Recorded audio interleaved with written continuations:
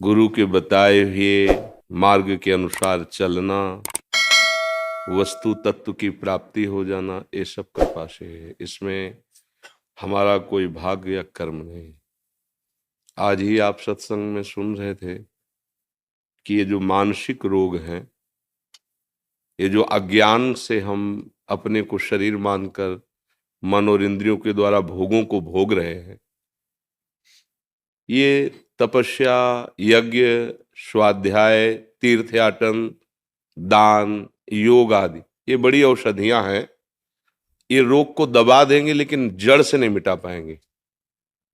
तो गरुण जी महाराज ने काकभूषुंडी जी से पूछा कि फिर जड़ से कैसे नष्ट होते हैं?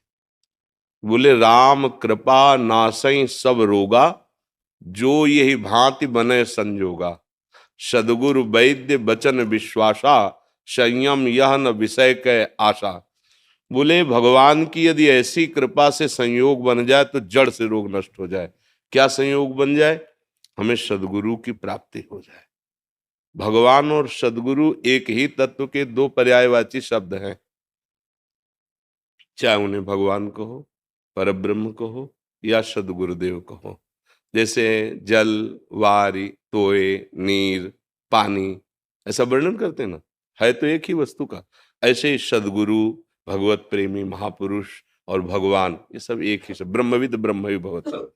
ये हमारी तपस्या या हमारे दान पुण्य या हमारे भाग्य से नहीं मिलते। जब द्रमहि दीन दयालु राघो तो साधु संगति पाए। जब हरि जिस पर प्रसन्न हो गए तो सदगुरुदेव की प्राप्ति हो जाती है। और सदगुरुदेव के अंग संग का तात्पर्य है उनके इशारे पे चलना, उनकी आज्ञा पे चलना। जैसे आप कपड़ा धो देते, सदगुरुदेव की चरण सेवा करते हैं, भोजन पवाते हैं, पात्र मार्जन करते हैं, उनकी परिचर्या में हैं, पर आप उनकी आज्ञा का पालन नहीं करते। जो वो चाह करते हैं कि आप भगवत स्वरूप में स्थित होने के लिए ऐसा व्यवहार कीजिए, ऐसे चलिए, ऐसा सुमिरन कीजिए, तो यह अधूरी सेवा मानी जाएगी। और गुरु के इशारे पे अब जो ही कहें करें हम सोई, आयस लिए चले निज दासी। निज दासी मतलब बिका हुआ, मेरा कोई अस्तित्व नहीं। गुरुदेव का खड़े हो जाओ, खड़े हो जाओ, बैठ जाओ, बैठ, खड़े हो जाओ, बैठ जाओ, क्यों बैठ गए, खड़े हो जाओ। तो दोबारा है नहीं, पर ये क्या चल रहा है? मतलब बार बार खड़े होना, बार बार बैठना, बार बार। अरे एक बार बोलो खड़े हो जाऊं या बैठ जाऊं, फेल हो गए। एक शिष्य को बहुत प्यार करते थे गुरुदेव। जिसको गुरु का प्यार मिल जाए तो मतलब आप कुछ बकाया नहीं रहेगा, सब कुछ प्राप्त हो जाएगा। गुरु प्यार कर दे, गुरु उसी को प्यार करते हैं जो गुरु की आज्ञा पे रहता है। तो औरों को लगता कि ऐसा क्या। तो एक दिन एक ने प्रश्न किया, महाराज जी हम भी तो आपके हैं, आप इनको इतना प्यार, जो आज्ञा इन्हीं को, जब देखो तो इन्हीं को, तो हमें अवसर क्यों नहीं मिलता, हमें उतना प्यार क्यों नहीं देते आप? मतलब क्या कमी हमें? तो तुम्हें लगता है ऐसा है, हमारे लिए तो सब समान है। ये सुनो, हमारी इच्छा है कि ये जो बरगद के पेड़ है इसमें चबूतरा एक बना दो, और जिसे बहुत प्यार उसे कहा पीपल के पेड़ के नीचे एक चबूतरा बना दो, शाम तक बन जाना चाहिए। बोले जी सब, दोनों ने बनाया। शाम के आए, बोले ठीक नहीं, दोनों बिगाड़ दो, बिगाड़ दो। सुबह फिर दोनों बना दो, शाम के फिर का बिगाड़ दो। 3 दिन लगातार करने के बाद जो प्रश्न किया था कि हमें क्यों प्यार नहीं, बोले आप बताओगे कि आपकी पसंद क्या है? रोज बनवाते हो, रोज बिगड़वा देते हो, आप एक बार तो बताइए आपकी पसंद क्या है? व्यर्थ में हमारा, इसलिए इसको प्यार करते हैं, इसलिए इसको प्यार करते हैं कि हमें तुम जीवन भर बनवा बिगड़वा, हमसे इससे मत, हम तो बिके हुए आपके दास हैं, आप जैसा आज्ञा करें। उससे पूछा कि आपको कुछ बुरा नहीं लगा? बोले, बुरा क्यों लगे, न मेरा शरीर, न मेरा मन है, न मेरा संकल्प है, ये तो आपको समर्पित है, आप जैसे चाहो करते रहो, आप सब कुछ प्राप्त हो जाएगा। गुरु के अंग संग का मतलब है गुरु की आज्ञा में जीवन को समर्पित कर देना। गुरु और भगवान दो नहीं है, इसका हमें अच्छी तरह ये भाव करना है। तो जैसे लोग कहते हैं मानो सामने वाला कपट कर रहा हो, तो काल नेमि ने कपट करके साधु रूप धारण करके हनुमान जी को ठगना चाहा, तो भगवान ने मकरी रूप से बता दिया ना, साधु नहीं, क्योंकि आप भगवान के सहारे हैं, वो बीच में आपके हैं, गुरुदेव और आपके बीच में भगवत सत्ता विराजमान है। अगर आप सच्चे हृदय से, तो सच्ची कहते हैं, उनकी कही हुई बात से आपको भगवान मिल जाएंगे। बातें बहुत हैं, बस समझना है। एक बार एक ग्रामीण भगत जो गाय चराया करता था, भागवत कथा हो रही थी, तो निकला वहां से। उसके पास समय तो था नहीं सुनने का। वो लोग सुन रहे तो खड़ा हो गया ऐसे लाठी लेके कि क्या बोल रहे हैं महाराज। तो उन्होंने कहा, बिना गुरु बनाए जीवन पशु जैसा व्यर्थ चला जाता है। जीव को गुरु की शरण में जाने से ही परम कल्याण होता है। चला गया। उसने विचार किया हम कैसे गुरु बनावे, ना हम पढ़े ना लिखे ना। दूसरे दिन जब वहां से निकला तो मंच के समीप गया, तो महाराज कल आप कह रहे थे गुरु बनाए बिना जीवन पशु जैसा व्यर्थ चला जाता है। तो हम तो पढ़े लिखे हैं नहीं, गाय चराते हैं, पूरी गांव की रोटी मिल जाती, खाते हैं। महाराज आप ही हमको चेला बना लो। तो अब कथा का समय चल रहा, बातचीत को तो बोले जब कथा जिस दिन समाप्त होगी उस दिन बात करना। उस दिन वो, और वो अपना जो चढ़ावा चढ़ा था, जो जैसी व्यवस्था फल फूल आदि वो लेके जा रहे थे। पहले घोड़ों पर चला जाता, तो घोड़े पर सब लाद के पीछे महाराज वो आप कह रहे थे ना गुरु बनाने बिना जीवन, तो अब हम तो और किसी को जानते नहीं, आप ही गुरु। पीछे पड़ गए। उसे भोला भाला देखेगा, धत गपोचन पीछे पड़ा हुआ है ऐसे। बोले जय हो महाराज, मिल गया मंत्र हमको। और एकांत गया नहा धो के। अब देखो ना कोई वेद वाक्य है ये, और न कोई भगवान नाम के अंतर्गत है। अब वो उनको गुरु मना मानकर भाव से उन्होंने धत गपोचंद कह दिया ना, ये व्यर्थ में पीछे पड़ा है, रुको रुको गुरु, ऐसे गुरु मंत्र दिया जाता है। अरे थोड़ी कुछ पवित्रता, कुछ तो। अब गाय चराएगा दिन भर घूम, क्या इसको गुरु मंत्र दे दे, ऐसा भाव नहीं। तो धत गपोचंद, अब वो धत गपोचंद, अभी कोई मंत्र थोड़ी, गुरु मंत्र जपना है। गाय चरा रहा तो सुमिरन कर रहा है, बार बार उसी नाम का। ऐसा भाव बढ़ा कि अब एक गाय चराना छोड़ देते, एकांत बैठकर अब एकांत धुन में लगा था। फिर ऐसा भाव बढ़ा कि एक एक दो दो दिन भोजन छोड़ देते, बराबर इसको जपते हैं। ठाकुर जी द्वारिकाधीश जी ने रुक्मिणी जी से कहा, अब हम एक भक्त के दर्शन करने जा रहे हैं। बोले प्रभु अभी तक तो दर्शन देने जाते थे, आज आप दर्शन कर। बोले अलवेला भक्त है, चलोगी क्या। बोले प्रभु हमें बहुत खुशी होगी यदि आप भक्त के दर्शन करने गए। तो लिवा गए, तो एक झोपड़ी वाला मकान था, घर था। बोले इस कमरे में भगत पहले तुम दर्शन कर आओ, क्योंकि हमारे साथ बाद में चलना, पहले तुम देखो हमारे भक्त की महिमा। अब वो साधारण स्त्री वेश में अंदर गई। वो लगा था धद गपोचन धद गपोचन धद। का भगवान के शास्त्र नाम, गोपाल जी के, विष्णु जी के, बड़े भगवान के नाम, ये तो हमने कभी जिंदगी में नहीं सुना। तो उन्होंने कहा, ए भैया ये किसका नाम जप कर रहे हो। एक दो बार में तो खोला नहीं आंख, और जब देखा बहुत झकझोर कर रहे ना, तो गुस्सा में चरवाहा आदमी बोले तुम्हारे खसम का कर रहे हैं, जाओ यहां से। वो आई और प्रभु से कहा, प्रभु वो तो बहुत पहचानता है। हम छुपा के गई और वो पहचान गया। वो कह रहा है आपके, तो प्रभु बोले हाँ इसीलिए तो हम दर्शन कर ले बहुत। भगवान नजदीक गए। रुक्मिणी जी ने कहा, प्रभु सच्ची बताना आपका ये नाम है भला, आज तक सुना है आपका। बोले ये नाम है, मैया यशोदा जी के द्वारा रखा हुआ है, ये और जगह लिखा नहीं है, लेकिन ये नाम है। बोले कैसे प्रभु नाम है। बोले एक दिन की बात है कि जब हम बहुत बाल लीला में खिलवाड़ खिलवाड़ में माट तोड़ देना, माखन फैला देना, लाडले थे पूरे ब्रज के ठाकुर जी। तो जैसी गोपी भावना करती वैसी ठाकुर लीला करते। तो एक दिन बहुत ऊंचे छीके पर माखन रख दिया और सोचा आप देखें छोटे से कन्हैया कैसे पावेंगे। तो ओखली ओखली के ऊपर सखा, सखा की कांधे पे ठाकुर जी, फिर ठाकुर जी ऊपर से ऐसे। इतने में मैया आ गई, यशोदा मैया।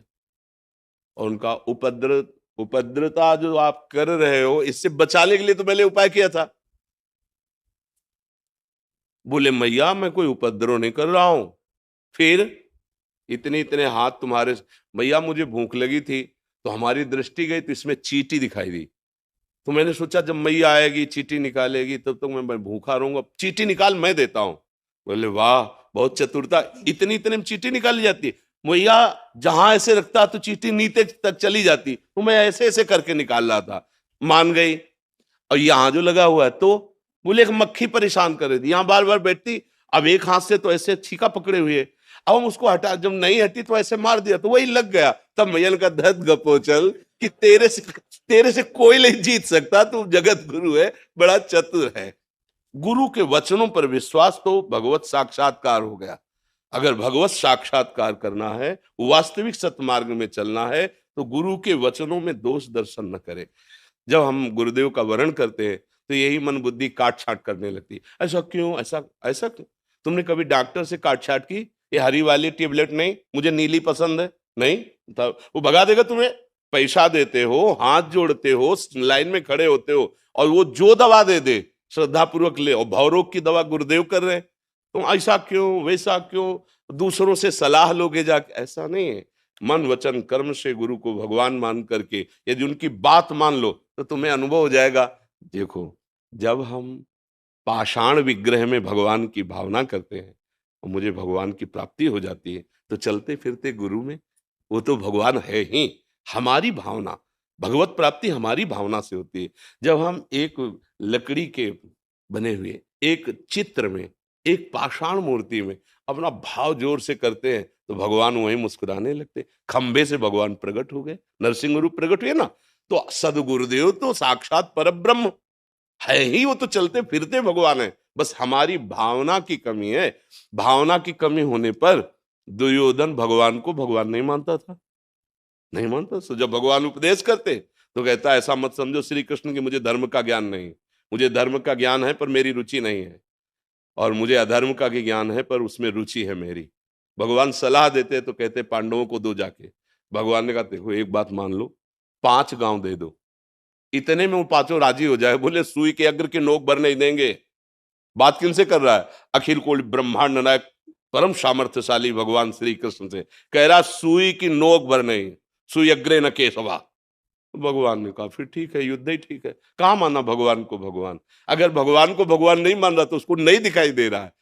और विदुरानी जी भगवत भाव में मगन है, तो दरवाजे के बाहर खटखटाया, कौन? श्री कृष्ण। प्रेम में ऐसी ऊंची अवस्था कि उनको अपनी देह का भय भान नहीं। अंदर गए तो प्रभु स्वयं कह रहे कुछ पवाओ ना। क्या पवाओ? बोले केला रखे ले आओ। तो केला ला रहे, छिलका प्रभु को पवा रही, गूदा फेंक रहे, और प्रभु भी बड़ी मस्ती से पा रहे हैं।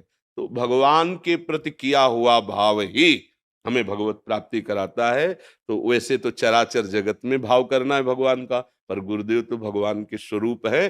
स्वार्थ सकल तजी गुरु चरणन भजी, गुण नाम सुनि कथि संतन सो संग करी, काल ब्याल मुख पर्यो कफ पित्त बात भर्यो, भ्रमो कित अनन्य कहाय की जी लाज धरी। हमारी वाणी जी में लिखा हुआ है, यदि आप इसी जन्म में समस्त दुखों का नाश करके आनंद प्राप्त करना चाहते हो तो स्वार्थ का त्याग करके गुरुदेव की आज्ञा पर हो। स्वार्थ सकल तजी गुरु चरणन भजी। और गुरुदेव ने जो नाम दिया है, जो मंत्र दिया है, निरंतर उसके रटने का अभ्यास करो। बस जहां आप नाम मंत्र अभ्यास करोगे, साधु संग करोगे, तो तुम्हें इस शरीर में जो प्रियता है, इस शरीर के भोगों में, अब देख लो कौन सा इसमें अमृत भरा हुआ है। सुख सिंधु भगवान को भूल करके भोगों में जो रति हमारी मन बुद्धि, ये गुरु कृपा ही बचा सकती है। गुरु कृपा ही केवलम, बस उनके वचनों पे चल जाए तो है। पर कठिन होता है मन को गुरु आज्ञा पर लगा पाना। वही आज्ञा पालन करने वाला ही गुरु अंग संगी कहा जाएगा। आज्ञा का पालन नहीं करता, बात नहीं बनेगी। उनके समीप रहते हुए भी ऐसे कितने उदाहरण हैं कि गुरु की बड़ी कृपा है, वो समीप सेवा में रखे, पर उनकी दृष्टि गुरु के वैभव पर है, गुरु के सम्मान पर है, गुरु की हृदय वस्तु पर नहीं है। जो आज्ञा करते हैं परमार्थ की, उसका पालन नहीं तो फिर शिष्य वो खाली ही रहेगा। गुरु की अध्यात्म वस्तु की प्राप्ति उससे नहीं होगी, वो सानिध्य में रहते हुए भी अधूरा ही रहेगा। और लाखों कोस दूर है और अपने गुरु को ब्रह्म मानकर उनकी आज्ञा पर चल रहा है, वो पूरा हो जाएगा, लाखों कोस दूर से पूरा हो जाएगा, क्योंकि गुरु वहीं विराजमान है। गुरु अखंड मंडलाकारम व्याप्तमेन चराचरम, चराचर में मेरे गुरुदेव विराजमान।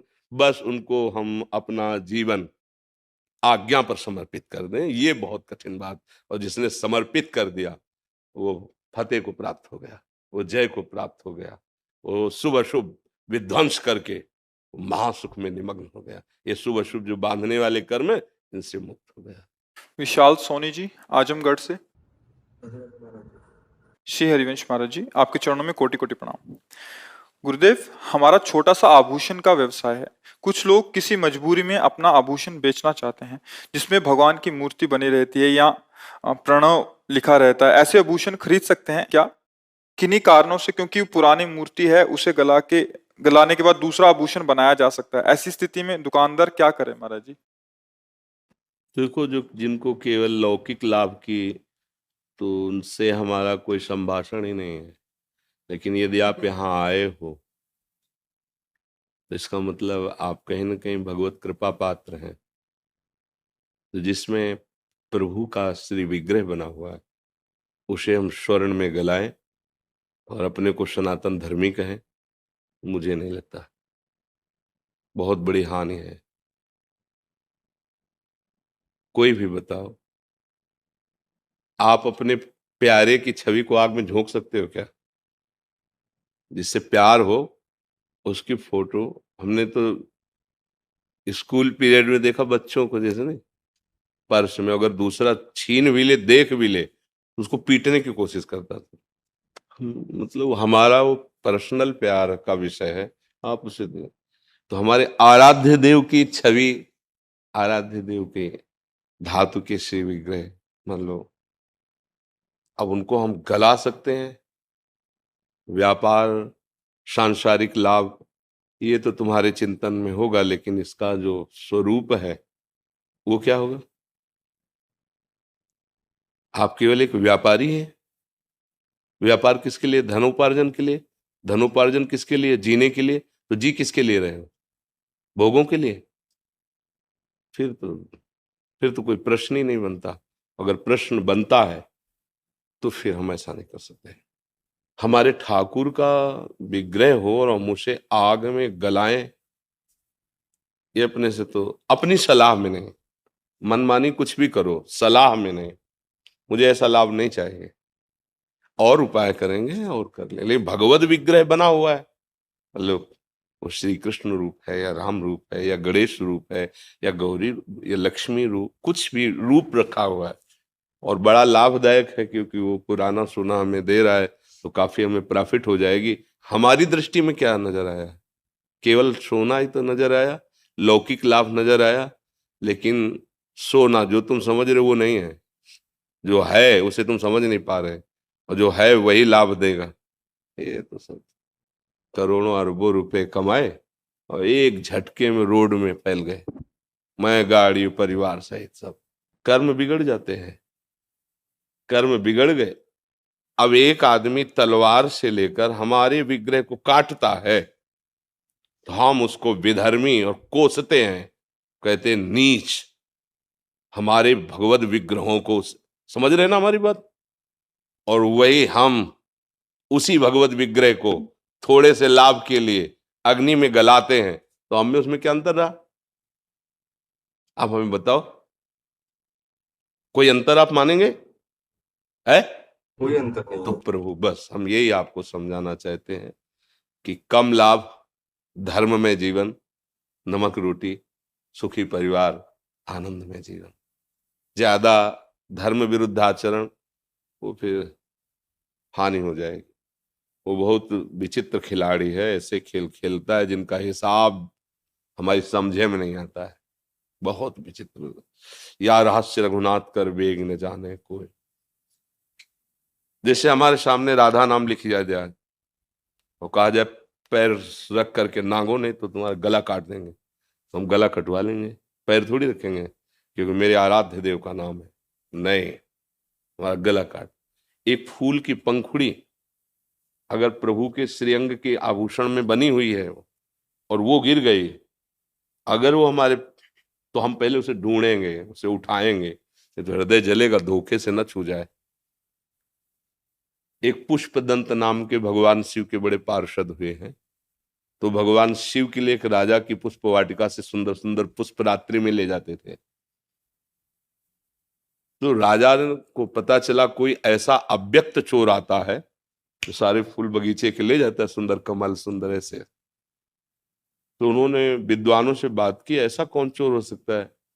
कि जो अव्यक्त रूप से आता है बल्ले के बाहर सब पूरी फौज लगी हुई, तो उनका है कोई दैवी शक्ति संपन्न है, और दैवी शक्ति अंतर ध्यान हो जाना, प्रकट हो जाना, ये तो उनका उसको कैसे पकड़ा जा सकता है? बोले भगवान विश्वनाथ जी के, काशी विश्वनाथ जी के प्रसादी बिल्व पत्र फूल बगीचे में फेंकवा दीजिए, पैर पड़ते ही सारे पुण्य नष्ट हो जाएंगे और वो पकड़ा जाएगा। ऐसा ही किया गया, जी किया। तो अब उनकी सामर्थ्य नहीं अंतर ध्यान होने की, तो शिव महिमना स्तोत्र उसी समय उन्होंने रचा और उसी समय गान किया, तो ये सारी सामर्थ्य आ गई, फिर अंतर ध्यान हो गए। कहीं ना कहीं तो जो आपके सामने आए हैं गणेश गौरी या जो भी भगवान नाम रूप, वो आराधना में रहे होंगे, कभी ना कभी तो रहे होंगे, ऐसा तो नहीं कि रखे केवल रहे। और वो आप गलाएंगे और आप जानते हैं ये कौन है, मुझे नहीं लगता कि ये कहीं धर्म है या कहीं भी समझदारी है। इसलिए मेरी तो प्रार्थना यही है कि भले आप नमक रोटी खाओ और स्कूटी से चल लो, तो धैर्य पूर्वक पर पवित्र भाव से जीवन निर्वाह, ये हमारी तो सलाह यही है कि नहीं करना चाहिए। और फिर जो भाई करें, व्यापार प्रधान उनका है, वो गणेश गौरी तो देखते नहीं, सोना देखते हैं, नहीं भाई स्वर्णकार क्या देखेगा? अब एक भगत गए और गणेश जी और चूहा दोनों ले गए, वजन में चूहा ज्यादा था, चूहा को पैसे ज्यादा दिए, तो उनका अरे गणेश जी का तो ये वाहन है, बोले हमें वाहन हो गणेश जी थोड़ी मतलब, हमको तो रुपए थे पैसे, वजन उसका ज्यादा था, पैसा उसका ज्यादा मिलेगा। तो हम केवल व्यापार पैसे के लिए करते हैं, और पैसा भोग सामग्रियों के लिए होता है, भोग सामग्री जीवन के लिए होती है और जीवन प्रभु के लिए है। ये क्रम अच्छा रहेगा। और अगर फिर जीवन केवल भोगों के लिए, तो फिर महानी, फिर हम हार गए, फिर हम परास्त हो जाएंगे। देख लो, धर्म में चलना कठिन होता है और दिखाई दे रहा है कि 50,000 की प्रॉफिट है, और नुकसान आपको नहीं दिखाई दे रहा है। नहीं नहीं, हम नहीं लेंगे, हम नहीं, ऐसा किसी और को हमारे यहाँ नहीं बिकेगा, हमारे यहाँ ये गलेगा नहीं, ऐसा ऐसा भाव रखिए। तो भगवान देख रहे हैं ना, और उन्होंने अपने एक संकल्प में अनंत ब्रह्मांडों का सृजन कर दिया। जब आपको धनी बनाना होगा ना, तो सेकंड थोड़ी लगेगा उनके लिए। आप कितनी भी मेहनत करो, गांव की कहावत है कि जब देते तो छप्पर फाड़ के देते, नहीं कहते? ऐसा ही कुछ है उनका खेल। विश्वास करो उन पे, नाम जप करो, धर्म से चलो, सुखी रहोगे, शांत रहोगे, आनंदित रहोगे। आजकल देखो ना, पोस्टर में भगवान की छवि छाप दी, जरा देखना, और नाम लिख दिया और क्या क्या भगवान, और ऐसे गली के ऊपर लगा दिया। अब वो पोस्टर फट करके नाली में पड़ा है। ठाकुर भी पड़े हैं और उनमें गुरु जी की भी छवि है, उसमें नाम भी है। मतलब कहाँ हमारा धर्म, समझ में नहीं आ रहा है। जिनको हम सिंहासन में विराजमान करते, वो नाली में पड़े हैं, वो लोगों के पैरों के नीचे आ रहे हैं, इसलिए तो बुद्धि भ्रष्ट हो जाती है। कहाँ परमार्थ का मतलब? आराध्य देव की छवि आराध्य देव है यार, तमाकू की पुड़िया पे आराध्य देव की छवि, भगवत स्वरूपों को थैले में, लिफाफों में, ब्याह के कार्डों में। अब ब्याह का कार्ड तो ब्याह ही किस तारीख को ऐसे फेंक दिया फिर, और उसमें प्रिया प्रीतम बने, उसमें शिव उमा बने हैं या सीताराम जी बने, वो सब ऐसे, तो क्या होता है? सारे सुकृत नष्ट हो रहे, बुद्धि भ्रष्ट हो रही। समझ पा रहे हैं? आराध्य देव की छवि लगी हुई है, भगवान का रूप लगा हुआ है।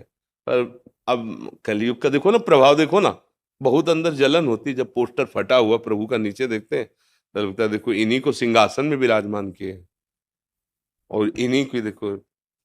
अरे भैया, निमंत्रण देना, तारीख है ये, ब्याह का स्थान ये है, ब्याह यहाँ हो रहा है, आ जाइए बजे। और उसमें भगवान को बना देना। दो चार तो है कि उनको सम्मान से रखेंगे जो जानते हैं, और जो नहीं जानते तो कार्ड को कार्ड की तरह फेंकेंगे, पोस्टर को फाड़ करके बाहर फेंक देंगे। तो ये कई ऐसी गलतियां होती जो हमारे पुण्य नष्ट हो जाते हैं, हमें पता नहीं लगता है।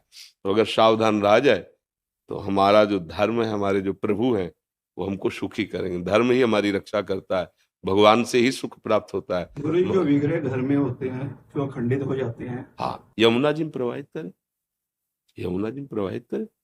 यमुना जी गंगा जी इसीलिए है, उनमें विराजमान कर दे।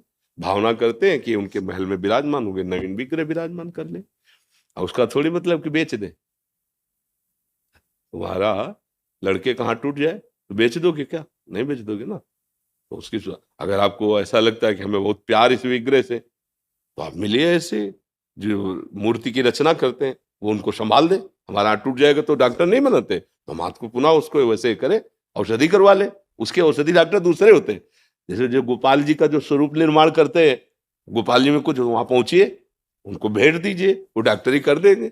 अगर आपको ऐसा लगता है कि गोपाल जी नवीन रूप में विराजमान, तो यमुना जी को दे दीजिए कि हे महारानी जो आप महल में अपने गोपाल जी को विराजमान करो, मैं नए स्वरूप से सेवा में विराजमान करता हूँ। हमारी दुकान हम पेंट करते हैं। हाँ पूज्य महाराज जी वही कह रहे हैं ना, विग्रह स्वरूप या नाम आए ना उस पे। हाँ, मतलब पेंट काहे करते हो? दुकान उनकी प्रिंटिंग प्रेस है। कार्ड वगैरह कार्ड हो गए। हाँ, तो अब हम तो भाई यही कहते हैं, हमारी बात कोई मानेगा?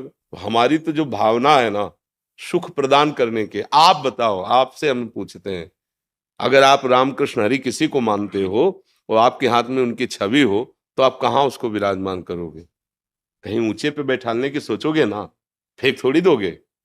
अब कार्ड में क्या सम्मान होता है प्रभु का? बोलो क्या सम्मान? उसमें प्रिया प्रीतम बना दिए, या प्राय ये देखे सिया राम जी बना दिए, वरमाला पहनाते महादेव पार्वती जी बना दिए, या गणेश भगवान बना दिए, तो ऐसे ही। तो कहीं ना कहीं हमारी, या तो मानो मत कि ये भगवान है, तो फिर भगवत विमुख हो, तुम्हारी बात अलग। अगर मानते हो तो ऐसा कैसे कर सकते हो तुम? अगर हमसे कोई कहा है ना का कुछ लिखने के लिए, जैसे आदेश कवि, तो हम वही अक्षर लिखा है जितना बोलना है, आप वहां चले जाइए। मौन है जैसे ना, ये हमारा प्रार्थना है बस, ना ऊपर राधे और न कुछ नहीं। वो कागज जिसमें हमने राधे लिख दिया, वो कहीं फेंक देगा, उसके पैर के नीचे पड़ गया तो हम तो मर जाएंगे, क्योंकि हमारी आराधना यही है, हमारे तो जीवन यही, राधा नाम ही जीवन है। हम तो कभी नहीं कि ऐसे हम राधा लिख नहीं। अच्छा, कहीं राधा लिखाओ तो ऐसे ही करेंगे ना कि अरे यार कैसा आदमी है, लिख के फेंक दिया, ऐसा कहीं भी। अब ये उपासना का खेल, इसीलिए तो माया फंसाए रहती है, माया मुक्त लोग। हमारे धर्म में उपहास ज्यादा किया जा रहा है भगवान का, आराधना तो कोई बिरला ही करता, उपहास ज्यादा कर। आजकल जो वो कपड़ा लता वाले नहीं होते, मतलब कपड़ा के जो, हाँ बैग वही पे पूरा सब भगवान नाम, सब ऐसे ही। नाम का कहाँ तुम्हें विश्वास है, रूप का कहाँ तुम्हारा भाव, और कहलाते हैं धर्मध्वजी, और अपने आराध्य देव के नाम और रूपों को रौंद रहे हो तुम धर्मध्वजी है। आराध्य देव के नाम रूपों की तुम कितनी वक़्त कर रहे हो, जिनको हम सिंहासनों में विराजमान करते हैं, जिनको हम गुरु जी से प्राप्त करते हैं, जिसको हम जप करके मोक्ष प्राप्त करते हैं, कल्याण प्राप्त, वही तो नाम है। चाहे राम बोलो, हरि बोलो, कृष्ण बोलो, शिव बोलो, गणेश बोलो, गौरी बोलो, वही तो है। एक ही तत्व तो सब रूपों में। श्री जी की शरण में है, वो पास है, लोग कहते हैं बाबा। पास ही आपकी कितनी है, बाकी तो सब देने वाला। श्री तो अमीर खुसरो जी नाम के एक महाभागवत हुए हैं, तो उन्होंने कहा, अमीर बाजी प्रेम की खेलूं पी के साथ, अगर मैं जीती तो पिए मेरो, तो हारी तो पिए के साथ, दोनों हमारी। अगर जीत गई तो प्रीतम मेरे, और हार गई तो मैं प्रीतम की। घाटा ना जीत में ना हार में, दोनों में प्रीतम मिल रहे हैं। धन्यवाद। हमारा दर्शन करके आप दर्शन देने आए महाराज जी, हम अधम जीव आपके दर्शन करने नहीं जा सकते, इसलिए आप कृपा करके दर्शन देने आए। रखना महाराज। हम तो यही प्रार्थना करेंगे कि बस अधीनता, गुरु अधीनता, अपने गुरुजनों को, अपने महापुरुषों के अधीन रहे, कभी उनमें दोष दर्शन न करे, सदैव नजर झुकाकर उनकी आज्ञा में रहे, तो माया भयभीत होकर भाग जाएगी। और अगर इन पर नजर टेढ़ी कर दी तो माया आप पर नजर टेढ़ी कर दी, फिर बचना मुश्किल है। हाँ, अभय होए जो तुम्हें डिराई। जो गुरुजनों से डरते रहते हैं वो त्रिभुवन में अभय रहते हैं, और जो गुरुजनों पर नजर टेढ़ी कर दी तो फिर हार जाते हैं। बस ये है। धन्यवाद। जय